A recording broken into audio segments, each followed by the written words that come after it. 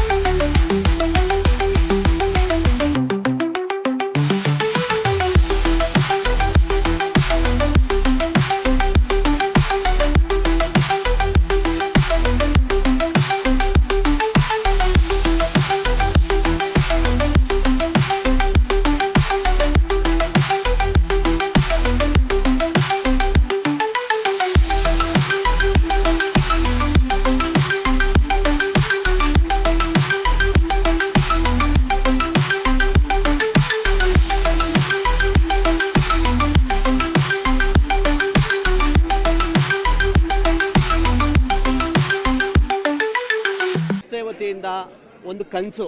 ನಾನು ಒಂದು ಹಳ್ಳಿಯಿಂದ ಬಂದಂಥ ಹುಡುಗ, ಏನಾದರೂ ಒಂದು 4-6 ಜನಕ್ಕೆ ನಾವು ಸಮಾಜಕ್ಕೆ ಒಂದು ಜನಸೇವೆ ಮಾಡಬೇಕು ಅಂತ ಒಂದು ಸಂಕಲ್ಪವನ್ನು ಇಟ್ಕೊಂಡು ಈ ಒಂದು ಹೊಸ ವರ್ಷದಲ್ಲಿ 2026ರಿಂದ ಎಲ್ರಿಗೂ ಒಂದು ಹೊಸದಾಗಿ ಏನಾದರೂ ಒಂದು ಭದ್ರ ಬುನಾದಿಯಾಗಿ ಒಂದು ಹೊಸ ಕೆಲಸವನ್ನು ಮಾಡಬೇಕು ಅಂತ ಒಂದು ಹೆಜ್ಜೆಯನ್ನಿಟ್ಟಂಥ ಕ್ಷಣ. ಅದರಲ್ಲಿ ನಾವು ನಮ್ಮ ಮೊದಲನೇ ಒಂದು ಈ 2026ರಲ್ಲಿ ಮೊದಲನೇ ಕಾರ್ಯಕ್ರಮ ಹೆಸರಲ್ಲೇ ಜನಸೇವಾ ಅಂತ ಇದೆ. ನಮ್ಮ ಕಾರ್ಯಕ್ರಮದ ಹೆಸರೇ ಜನಸೇವಾ ಕಾರ್ಯಕ್ರಮ. ಈ ಒಂದು ಕಾರ್ಯಕ್ರಮವನ್ನು ಇವತ್ತು ನಾವು ಸಿದ್ಧಗಂಗಾ ಶಾಲೆ ಶಿವನಹಳ್ಳಿ ಏನು ನಮ್ಮ ರಾಜಾಜಿನಗರದ ಏನು ಒಂದು ಮಧ್ಯಭಾಗದಲ್ಲಿರುವಂತಹ ಏನು ಒಂದು ದೊಡ್ಡಮ್ಮ ದೇವಿಯ ದೇವಸ್ಥಾನದ ಪಕ್ಕದಲ್ಲಿ ಈ ಒಂದು ಸಿದ್ಧಗಂಗಾ ಶಾಲೆ, ಈ ಶಾಲೆಯ ಆವರಣದಲ್ಲಿ ನಾವು ಮೊದಲನೇ ಕಾರ್ಯಕ್ರಮವನ್ನು ನಮ್ಮ ಫೌಂಡೇಶನ್ ವತಿಯಿಂದ ಏನು ಸಾರ್ವಜನಿಕವಾಗಿ ನಾವು ಈ ಹಲವಾರು ಕಾರ್ಯಕ್ರಮಗಳನ್ನು ಮಾಡಿದ್ದೋ ಶಿಕ್ಷಣ, ಸ್ವಚ್ಛತೆ, ಆರೋಗ್ಯದ ಬಗ್ಗೆ. ಇವತ್ತು ಒಂದು ಸಾರ್ವಜನಿಕರಿಗಾಗಿ ಜನಸೇವಾ ಒಂದು ಕಾರ್ಯಕ್ರಮವನ್ನು ಹಮ್ಮಿಕೊಂಡಿದ್ದೋ. ಇದರ ಉದ್ದೇಶ ಏನು ಅಂತಂದರೆ, ನಾವು ವಿದ್ಯಾರ್ಥಿಗಳಾಗಿದ್ದಾಗ ಯಾವ ರೀತಿ ಕಷ್ಟಪಟ್ಟಿದ್ದೋ, ನಾವು ಕೆಲಸಗಳನ್ನು ಮಾಡಬೇಕಾದ್ರೆ ಯಾವ ರೀತಿ ಏನು ವ್ಯವಸಾಯ ಮಾಡಬೇಕಾದ್ರೆ ಊಟಕ್ಕೆ ಯಾವ ರೀತಿ ಹಾಹಾಕಾರ ಇರ್ತಿತ್ತು, ಅದೇ ರೀತಿ ಬೆಂಗಳೂರಿಗೆ ಬಂದಂಥ ಸಂದರ್ಭದಲ್ಲಿ ನಮ್ಮ ಏನು ಆಶಾ ಕಾರ್ಯಕರ್ತರಿಂದ ಆರೋಗ್ಯದ ಬಗ್ಗೆ ಯಾವ ರೀತಿ ನಾವು ಆರೋಗ್ಯ ಅಂದರೆ ಆಶಾ ಕಾರ್ಯಕರ್ತರು, ಶಿಕ್ಷಣ ಅಂದರೆ ವಿದ್ಯಾರ್ಥಿಗಳ ಪ್ರತಿಭಾ ಪುರಸ್ಕಾರ, ದುಡಿಮೆ ಅಂದರೆ ಉದ್ಯೋಗ ಅಂದರೆ ಆಟೋ ರಿಕ್ಷಾದವರ ರಾತ್ರಿ ಈಗಲೂ ಸೇವೆ ಸಲ್ಲಿಸುವಂಥ ಒಂದು ಆಟೋ ಡ್ರೈವರ ಅವರ ಸೇವೆಗಳನ್ನು ಗುರುತಿಸುವಂಥ ಕಾರ್ಯಕ್ರಮ. ಅದಷ್ಟೇ ಅಲ್ಲದೆ ಪ್ರತಿನಿತ್ಯ ಸ್ವಚ್ಛತೆ ಬಗ್ಗೆ ನಾವು ವಿಶೇಷವಾದಂಥ ಒಂದು ಕಾಳಜಿನ ನಮ್ಮ ಸಂಸ್ಥೆ ಚಿಲುಮೆ ರವಿಕುಮಾರ್ ತಂಡ ಇಟ್ಕೊಂಡಿರೋದ್ರಿಂದ ಏನು ಪೌರ ಕಾರ್ಮಿಕರಿಗೆ ಗುರುತಿಸಿ ಅವರಿಗೆ ದಿನಸಿ ಕಿಟ್ಗಳನ್ನು ವಿತರಣೆ ಮಾಡುವಂಥ ಮುಖಾಂತರ.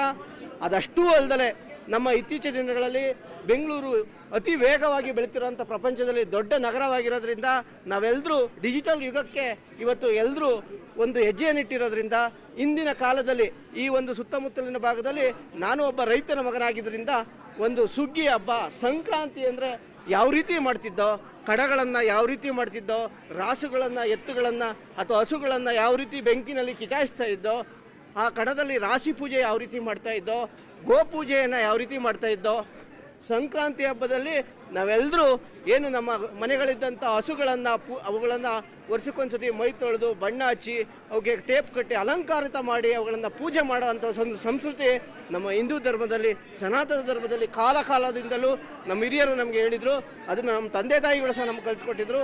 ಆ ಒಂದು ಸನ್ನಿವೇಶನವನ್ನು ಈ ಒಂದು ಜಾಗದಲ್ಲಿ ಏನು ಬೆಂಗಳೂರಿನ ನಗರದಾದ್ಯಂತ ಬೆಂಗಳೂರಿನಲ್ಲಿ ಎಲ್ಲರೂ ತಮ್ಮ ಉದ್ಯೋಗಗಳಲ್ಲಿ ಎಲ್ಲರೂ ಬ್ಯುಸಿಯಾಗಿರ್ತಾರೆ. ಅಂಥ ಒಂದು ಸಂದರ್ಭದಲ್ಲಿ ಆ ಹಳ್ಳಿಯ ಸೊಬಗನ್ನು ಎಲ್ರಿಗೂ ತಲುಪಿಸೋ ಒಂದು ಉದ್ದೇಶದಿಂದ ಇವತ್ತು ನಮ್ಮ ಸಂಸ್ಥೆ ಒಂದು ಜನಸೇವಾ ಕಾರ್ಯಕ್ರಮದಲ್ಲಿ ಪ್ರಪ್ರಥಮವಾಗಿ ಒಂದು ಪೂಜೆಯನ್ನು ಮುಖಾಂತರ ಮಾಡುವ ಭೂದೇವತೆಗೆ ಮತ್ತು ಸೂರ್ಯನಾರಾಯಣ ಸ್ವಾಮಿಗೆ ನಮಸ್ಕಾರ ಒಂದು ಪೂಜೆಯನ್ನು ಮಾಡುವ ಮುಖಾಂತರ ಕಾಮಧೇನುವನ್ನು ನಾವು ಒಂದು ಪೂಜಿಸಿ ಇವತ್ತು ಈ ಕಾರ್ಯಕ್ರಮವನ್ನು ಪ್ರಾರಂಭಿಸಿದ್ದೇವೆ.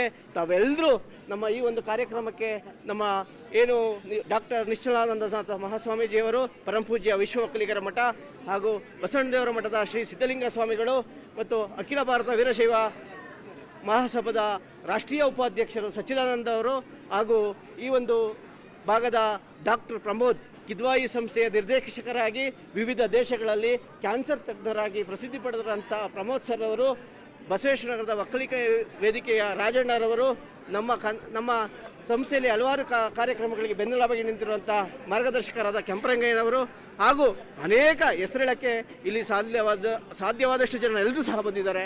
ಹಾಗಾಗಿ ಎಲ್ರಿಗೂ ಈ ಒಂದು ಕಾರ್ಯಕ್ರಮಕ್ಕೆ ಬಂದಂತಹ ಅದಕ್ಕಿಂತ ಹೆಚ್ಚಿನಾಗಿ ನಮ್ಮ ಆಟೋ ರಿಕ್ಷಾದವರು ಚಾಲಕರು ಬಂದಿದ್ದರು, ಆಶಾ ಕಾರ್ಯಕರ್ತರು ಬಂದಿದ್ದರು, ನಮ್ಮ ಸಂಸ್ಥೆಯ ಹಲವಾರು ಸ್ವಯಂ ಸೇವಕರ ಅಕ್ಕಂದಿರು, ತಾಯಂದಿರು ಮತ್ತು ಮಾರ್ಗದರ್ಶಕರು, ಚಿಂತಕರು, ಪೋಷಕರು ಮತ್ತು ನೀವೆಲ್ಲ ಮಾಧ್ಯಮ ಮಿತ್ರರು ಸಹ ನಮಗೆ ತಾವಾಗೇ 4 ಗಂಟೆಯಿಂದಲೂ ನಮಗೆ ಸಹ ಈ ಒಂದು ಕಾರ್ಯಕ್ರಮನ ಯಶಸ್ವಿಗೊಳಿಸಬೇಕು, ಇವ್ರಿಗೆ ಸಹಕಾರ ಕೊಡಬೇಕು ಅಂತ ತಾವೆಲ್ಲರೂ ಸಮಯವನ್ನು ಲೆಕ್ಕಿಸದೆ ನಮ್ಮ ಕಾರ್ಯಕ್ರಮದಲ್ಲಿ ಇಲ್ಲಿವರೆಗೂ ಶಾಂತ ರೀತಿಯಲ್ಲಿ ಎಲ್ಲ ಕಾರ್ಯಕ್ರಮವನ್ನು ಯಶಸ್ವಿಯಾಗಿ ಮಾಡಿದ್ದೀರಾ. ಮೂಲೆಗೆ ಇಂತಹ ಒಂದು ಚಿಂತನೆಗಳು ಬೆಂಗಳೂರಾದ್ಯಂತ, ರಾಜ್ಯಾದ್ಯಂತ, ದೇಶಾದ್ಯಂತ ಒಂದು ಯುವ ಪ್ರತಿಭೆಗಳಲ್ಲೂ ಬೆಳೆಸಲು, ಪೋಷಿಸಲು ನೀವೆಲ್ಲರೂ ನನಗೆ ಸಹಕಾರ ನೀಡ್ತಾ ಇದ್ದೀರಾ. ಈ ಒಂದು ಸುತ್ತಮುತ್ತಲಿನ ಎಲ್ಲ ಸಾರ್ವಜನಿಕ ಬಂಧುಗಳು ಸಹ ನನಗೆ ಬಂದು ಆಶೀರ್ವಾದ ಮಾಡಿದ್ದಾರೆ.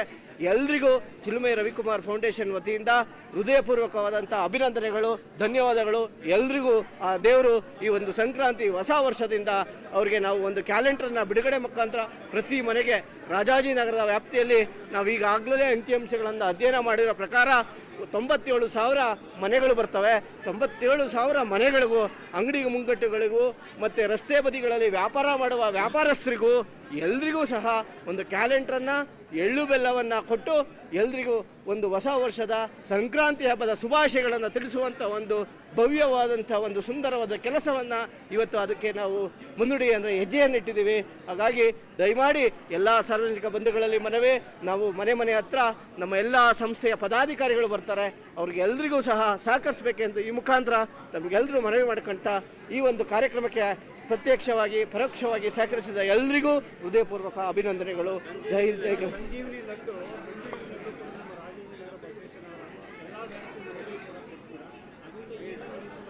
ಸರ್, ನಾವು ಸಂಜೀವಿನಿ ಲಡ್ಡು ಅನ್ನೋ ಒಂದು ವಿಚಾರವನ್ನು, ಯಾಕೆ ಸಂಜೀವಿನಿ ಲಡ್ಡು ಅನ್ನೋ ವಿಚಾರವನ್ನು ಎಲ್ಲ ಜನಗಳಿಗೆ ಆರೋಗ್ಯದ ದೃಷ್ಟಿಯಿಂದ ನಮ್ಮ ಸಂಸ್ಥೆ ಒಂದು 2019ರಲ್ಲಿ ಏನು ಒಂದು ಕೋವಿಡ್ ಅನ್ನೋ ಮಹಾಮಾರಿ ಬರ್ತದೆ, ಅದು 2020ರಲ್ಲಿ ಕಂಟಿನ್ಯೂ ಆಗ್ತದೆ. ಅಂಥ ಸಂದರ್ಭದಲ್ಲಿ ನಮ್ಮಲ್ಲೊಂದು ಕೆಲಸ ಮಾಡ್ತಿರೋಂಥ ಒಂದು ಯುವಕ ಅವಾಗ ತಾನೇ ಮದುವೆ ಆಗಿರ್ತಾನೆ. ಅವನಿಗೆ ಹೃದಯಘಾತ ಆಗಿ ಅವನು ಇದ್ಕಿದ್ದಂಗೆ ಮದುವೆ ಆಗಿದ್ದ ಕೆಲವೇ ದಿನಗಳಲ್ಲಿ ಮರಣ ಹೊಂದ್ಬಿಡ್ತಾನೆ. ಆ ನೋವನ್ನು ನಮ್ಮ ತಂಡ ನುಂಗಲಾರದ ಮನಸ್ಸಿನ ನೋವಾಗಿ ಇರ್ತದೆ. ಅದಕ್ಕೆ ನಾವು ಏನಾದರೂ ಮಾಡಿ ಯಾಕೆ ಈ ಹೃದಯಘಾತ ಆಗ್ತದೆ, ಯಾಕೆ ಅಂದರೆ ಅವನ ಆರೋಗ್ಯ ಸಂಪೂರ್ಣವಾಗಿರ್ತದೆ, ಚೆನ್ನಾಗಿರ್ತದೆ, ಅವನು ಆಕ್ಟಿವ್ ಆಗಿರ್ತಾನೆ, ಫಿಟ್ನೆಸ್ ಆಗಿರ್ತಾನೆ. ಯಾವಾಗ ಟೆಸ್ಟ್ ಮಾಡಿಸ್ರು ಡಾಕ್ಟ್ರು ಚೆನ್ನಾಗಿದೆಯಪ್ಪ ಹೋಗಪ್ಪ ಅಂತಿರ್ತಾರೆ. ಅಂಥ ಒಂದು ಕಾಲದಲ್ಲಿ ಆ ಹುಡುಗನಿಗೆ ಹೃದಯಘಾತ ಆಗ್ತದೆ. ನಾವು ಅದನ್ನು ನಮ್ಮೆಲ್ಲರಿಗೂ ಬೇಸರ ಆದಾಗ ನಮ್ಮ ಎಲ್ಲ ಪದಾಧಿಕಾರಿಗಳು ಕುಂತ್ಕೊಂಡು ನಮ್ಮೊಂದಷ್ಟು ಸಾಕಷ್ಟು ಪೋಷಕರು ಹಿರಿಯರು ಅಜ್ಜಂದಿರುಗಳನ್ನು ಐಡಿಯಾಗಳನ್ನು ಕೇಳ್ತೀವಿ. ನೀವು ಹಿಂದಿನ ಕಾಲದಲ್ಲೆಲ್ಲ ಕಾಯಿಲೆ ಬರ್ತಿತ್ತಲ್ಲ, ಏನು ಮಾಡ್ತಾಯಿದ್ರಾ, ಯಾಕೆ ನೀವು ಅವಾಗೆಲ್ಲ ಹಾಸ್ಪಿಟ್ಲುಗಳು ಇವತ್ತಿನ ಥರ ಡಿಜಿಟಲ್ಲು ಸ್ಕ್ಯಾನಿಂಗು ಹಾಸ್ಪಿಟ್ಲುಗಳಿರಲಿಲ್ಲ, ಅವಾಗೆಲ್ಲ ನೀವು ಯಾವ ರೀತಿ ಔಷಧಗಳನ್ನು ತಗೊತಾ ಇದ್ರ ಅಂತ ಕೇಳಿದಾಗ ಅವ್ರು ನಮಗೆ ಮಾಹಿತಿ ಹೇಳ್ತಾರೆ. ನಮ್ಮಲ್ಲಿ ಹಳ್ಳಿಗಳಲ್ಲಿ ಪಂಡಿತರುಗಳಿದ್ರು, ಗಿಡಮೂಲಿಕೆ ಔಷಧಗಳನ್ನು ಕೊಡ್ತಾಯಿದ್ರು. ಅಂಥ ಸಂದರ್ಭದಲ್ಲಿ ನಾವೇ ಮನೆಗಳಲ್ಲಿ ಅದನ್ನು ಅರೆದು ಸೊಪ್ಪುಗಳನ್ನು ತಂದು ನಾವು ಆರೋಗ್ಯವನ್ನು ರಕ್ಷಣೆಯಿಂದ ನೋಡ್ಕೊತಾ ಇದ್ದೋ. ನಾವು 90 ವರ್ಷ 100 ವರ್ಷಗಳ ಬದುಕ್ತಾ ಇದ್ದೋ. ಯಾವುದೇ ರೀತಿಯಾದಂಥ ಆರೋಗ್ಯದಲ್ಲಿ ಏರುಪೇರು ಆಗ್ತಾ ಇರಲಿಲ್ಲ ಅನ್ನೋದನ್ನ ಮಂದಟ್ಟು ಮಾಡ್ತಾರೆ. ಅಂಥ ಸಂದರ್ಭದಲ್ಲಿ ನಾವು ಏನಾದರೂ ಈ ಸಮಾಜಕ್ಕೆ, ಈ ಬೆಳೀತಾ ಇರೋಂಥ ನಗರಕ್ಕೆ ನಾವು ಇಂದಿನ ನಾವು ವೈಜ್ಞಾನಿಕ ಪದ್ಧತಿಗಳನ್ನು ಬಿಟ್ಬಿಟ್ಟು ಇವತ್ತು ಡಿಜಿಟಲ್ ಪದ್ಧತಿಗಳಿಗೆ ಹೋಗಿದ್ದೀವಲ್ಲ ಅನ್ನೋದನ್ನ ನಾವು ಮತ್ತು ಎಲ್ಲರೂ ಕೆಲವರು ಆರೋಗ್ಯದ ಬಗ್ಗೆ ಜಾಗೃತಿ ಕಾಳಜಿ ಅನ್ನೊಂದಿಟ್ಟರೆ ಆ ಮನೆಯಲ್ಲಿ ದೀಪ ಬೆಳಗ್ತದೆ, ಮನೆ ಬೆಳೆದ್ರೆ ಆ ಊರು ಬೆಳೀತದೆ, ಊರು ಬೆಳೆದ್ರೆ ನಾಡು ಬೆಳೀತದೆ ಅನ್ನೋ ಒಂದು ಉದ್ದೇಶದಿಂದ ನಮ್ಮ ಆಹಾರ ನಮ್ಮ ಆರೋಗ್ಯ ಈ ಒಂದು ಲಡ್ಡನ್ನು ಯಾಕೆ ಅವಾಗ ಅಜ್ಜಿದಿರು ಕೇಳಿದಾಗ ಆ ಥರ ಕೊಡ್ತಿದ್ರು ಅಂತಾರೆ. ನಾವೊಂದಷ್ಟು ಎಲ್ಲರೂ ತಿಳ್ಕೊಂಡು ನಾವು ಈ ಥರದ್ದೇನಾದರೂ ಇಂದಿನ ಕಾಲದ ವೈಜ್ಞಾನಿಕ ಪದ್ಧತಿಯಲ್ಲಿ ಮಾಡ್ತಾಯಿದ್ರು, ಸನಾತನ ಕಾಲದಲ್ಲಿ ಮಾಡ್ತಿದ್ದಂಥ ಗಿಡಮೂಲಿಕೆ ಔಷಧವನ್ನು ನಾವು ಜನರಿಗೆ ಉಚಿತವಾಗಿ ಜಾಗೃತಿ ಮೂಡಿಸ್ಬೇಕು. ಪ್ರತಿ ಗುರುವಾರ ಏನಾದರೂ ಮಾಡಬೇಕು ಅಂತ ಗುರುವಾರ ಯಾಕೆ ಅಂದರೆ ನಮ್ಮ ಗುರುರಾಯರ ವಾರದಾಗಿರೋದ್ರಿಂದ ನಾವೆಲ್ಲರೂ ಗುರುವಾರ ಕೊಡಬೇಕು. ನಾವು ಗುರು ರಾಘವೇಂದ್ರ ಸ್ವಾಮಿಯ ಆರಾಧಕರಾಗಿರೋದ್ರಿಂದ ಗುರುವಾರ ಕೊಡಬೇಕು ಅನ್ನೋ ಉದ್ದೇಶದಿಂದ ಪ್ರತಿ ಗುರುವಾರ ಈಗ ನಾವು 40ನೇ ವಾರ, ಇವತ್ತು ಸೇರಿದ್ರೆ 40ನೇ ವಾರ, ಇವತ್ತು ಇಲ್ಲಿ ಲಡ್ಡು ಕೊಡ್ತಾ ಇದ್ದೀವಿ. 40ನೇ ವಾರ ಕಂಟಿನ್ಯೂಸ್ ಆಗಿ 1000 ಜನಕ್ಕೆ ಉಚಿತವಾಗಿ ಕೊಡ್ತಾ ಇದ್ದೀವಿ. ಯಾವುದೇ ರೀತಿಯಾದ ಹಣಕಾಸಿಲ್ಲ, ಮತ್ತು ಬ್ರಾಂಡ್ ಮಾಡೋ ಉದ್ದೇಶ ಇಲ್ಲ, ವ್ಯಾಪಾರ ಮಾಡೋ ಉದ್ದೇಶ ಇಲ್ಲ. ಇದ್ರ ಉದ್ದೇಶ ಏನಪ್ಪ ಅಂದರೆ ಯಾವುದಾದ್ರೂ ಒಂದು ಜೀವ ಉಳಿದ್ರೆ ಆ ಜೀವದಿಂದ ಜಾಗೃತಿ ಮೂಡಿಸಿದ್ರೆ ಆ ಜೀವ ಮನೆ ಬೆಳಕಾಗ್ತದೆ, ಬೆಳೀತದೆ, ಅಭಿವೃದ್ಧಿ ಹೊಂದ್ತದೆ ಅನ್ನೋ ಒಂದು ಉದ್ದೇಶದಿಂದ ಕೊಡ್ತಾ ಇದ್ದೀವಿ. ಈ ಒಂದು ಲಡ್ಡು ಏನಪ್ಪ ಅಂತಂದರೆ ಅಶ್ವಗಂಧ, ಅಮೃತ ಬಳ್ಳಿ, ಅಕ್ಷಯ ಬೀಜ ಮತ್ತು ಕಡಲೆಕಾಯಿ ಬೆಲ್ಲದಿಂದ ಮಾಡಿರೋಂಥ ಲಡ್ಡು. ಈ ಲಡ್ಡುವನ್ನು ಎಲ್ಲ ಅವ್ರವ್ರ ಮನೆಗಳಲ್ಲೇ ಮಾಡ್ಬೋದು. ನಾವು ಹೆಲ್ಪ್ಲೈನ್ ಸಹ ಮಾಡಿದ್ದೀವಿ. ನಾವು ಒಂದು ಹ್ಯಾಂಡ್ಬಿಲ್ಲನ್ನು ಕರಪತ್ರವನ್ನು ಸಹ ಎಲ್ರಿಗೂ ತಲುಪಿಸ್ತೀವಿ. ಯಾವೆಲ್ಲ ಪದಾರ್ಥಗಳನ್ನು ಎಷ್ಟೆಷ್ಟು ಪ್ರಮಾಣದಲ್ಲಿ ಬಳಸಿ ಅದನ್ನು ತಯಾರು ಮಾಡ್ಕೊಬೋದು, 1 ದಿವಸ ತಿಂದರೆ ಒಳ್ಳೆಯದಾ, 2 ದಿವಸ ತಿಂದರೆ ಒಳ್ಳೆಯದಾ, ಅಥವಾ ಚಿಕ್ಕ ಮಕ್ಕಳು ತಿನ್ಬೋದಾ, ವಯಸ್ಸಾದವ್ರು ತಿನ್ಬೋದಾ ಅನ್ನೋ ಪ್ರಶ್ನೆಗಳು ಸಹ ಬಂದಿದೆ. ಎಲ್ಲರೂ ತಿನ್ಬೋದು, ಇದನ್ನು ಯಾವ ಸಮಯದಲ್ಲಿ ಬೇಕಾದರೂ ತಿನ್ಬೋದು, ಅವರೇ ಮನೆಗಳಲ್ಲಿ ತಯಾರು ಮಾಡ್ಕೊಂಡು ತಿನ್ಬೋದು.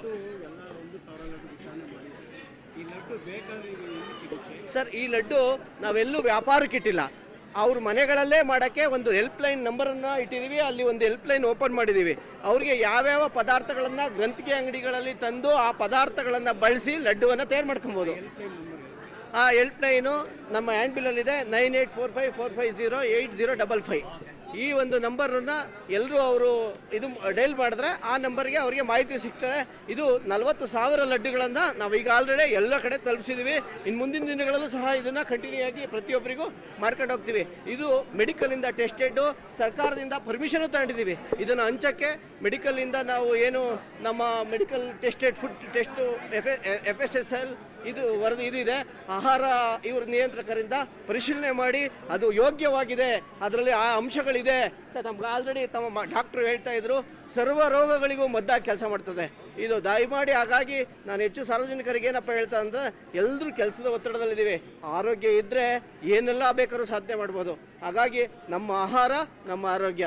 ನಾವೆಲ್ಲರೂ ಯೋಗ ಮಾಡೋಕ್ಕಾಗಲ್ಲ, ಎಲ್ಲರೂ ವಾಕಿಂಗ್ ಮಾಡೋಕ್ಕಾಗಲ್ಲ, ಕೆಲಸದ ಒತ್ತಡ ಎಲ್ರಿಗೂ ಇರ್ತದೆ, ಸಮಯದ ಅಭಾವ ಇದೆ.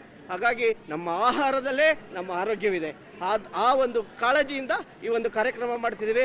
ಅನ್ಯಥಾ ಕೆಲವರು ಇದರಲ್ಲಿ ಆಲ್ರೆಡಿ ಏನು ಅದರ ಕೊಡೋಕ್ಕೆ ಅಧಿಕಾರಿಗಳನ್ನು ತಡಿಸಿದ್ರು, ಟೆಸ್ಟ್ ಆಯಿತು, ರಿಪೋರ್ಟ್ ಬಂದಿದೆ. ಇದು ಸೇವೆ ಒಂದು ಯಾವುದೇ ರೀತಿಯಾದಂತಹ ಇದರಲ್ಲಿ ಫಲಾಪೇಕ್ಷತೆ ಇಲ್ಲದಲೇ ಮಾಡ್ತಾ ಇರೋಂಥ ಸೇವೆ. ತಾವೆಲ್ಲರೂ ಸಹಕಾರ ಮಾಡಬೇಕು ಅಂತ ತಮ್ಮಲ್ಲಿ ಮನವಿ.